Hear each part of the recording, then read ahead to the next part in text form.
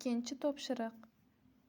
O'yin kubining qarama-qarshi tomonlaridagi nuqtalar yig'indisi 7 ga teng. Kub rasmda ko'rsatilgandek birinchi katakka qo'yildi va o'ng tomonga dumalatildi. Kub oxirgi 6-kvadratga yetib borganda so'roq belgisi turgan 3 ta tomondagi nuqtalar yig'indisi nechiga teng bo'ladi?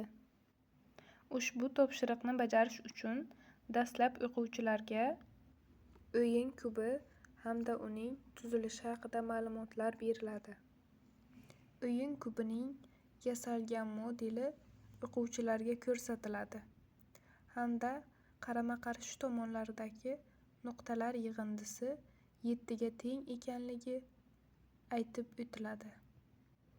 Shu tarzda o'yin kubining modeli birinchi nuqtaga qo'yiladi hamda 6-katakgacha siljitib o'quvchilarga ko'rsatiladi va so'roq belgisi o'rnidagi nuqtalar yig'indisi topiladi.